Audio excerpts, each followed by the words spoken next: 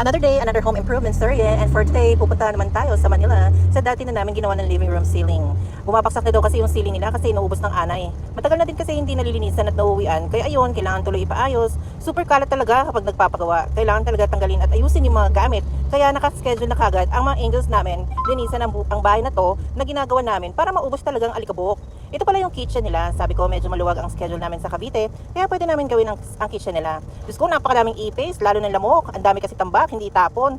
Ako talaga, kapag madami ako nakikita kalat at hindi nagagamitin, bukod sa maisipan ko itapon, naisip ko kagad mga Bonitas Angels at Villagracia Boys. Kasi mapapakinabangan pa nila yan, yung mga tambak na yan. Imagine, alikabok lang nakikinabang kaysa tao. Story time muna tayo. Alam nyo ba, ang bahay na ito ay 3 dekada mahigit na. Mula kasi nakakuha ko ng bahay sa Lancaster, wala na naglilinis, nagme-maintain ng bahay na ito. Brother ko na lang ang nakatira pala dito. Since panggabi ang work niya, wala na talaga siya time maglinis. Tapos pag nagka-budget siya, binibigyan niya ako ng pambili ng materials. Sabi ko, bayaran mo na lang sahod ng workers namin. Mahal kasi talaga magpagawa ng bahay, lalo na taga Cavite kami. Transportation pa, toll gate, lalo na foods. Siyempre hindi naman pwede magutom ang workers namin, no? Kailangan may baon para makapagtrabaho sila na maayos at napakainit naman kasi.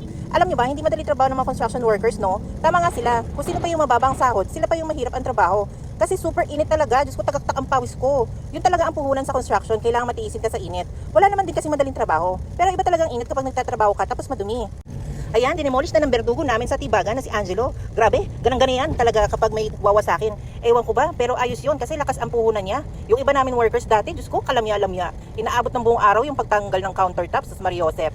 Grabe, no? Kabang-abang na ngayon mga ginagawa namin. Kahit simple lang nagagawa namin, maganda at maayos. Iba kasi talaga kapag may goal ka. Bukod sa mapaganda yung bahay na ginagawan mo, yung matulungan mo sila, di ba? Iba ang pakiramdam kapag nagpapaganda at naayos mo yung dapat mo gawin. Kahit naman siguro sa ang trabaho. Hindi namin natapos yung dapat namin gawin dito sa Manila, kaya babalik ulit kami. Kasama ako para mabigyan ko sila ng instruction at the same time makabili ng materyales. Yan talagang isa sa mga nagpapatagal ng trabaho namin. Kaya bihira kami kumuha ng labor lang. Na-experience kasi namin dati, hindi kagad nakakabili materyales ang kliyente namin.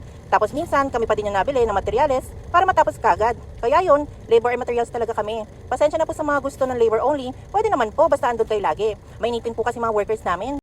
Naku, ayan na nga ba ang sinasabi ko, nalagyan na ng kung ano ang mata ni Foreman Louie. Huli na nagsalamin siya, kaya lagi namin pinapala sa kanila, mag-ingat, lalo na puhunan nila ang kanilang katawan. Naglilinis nga pala si Enteng, grabe sa dami ang sinako niya today.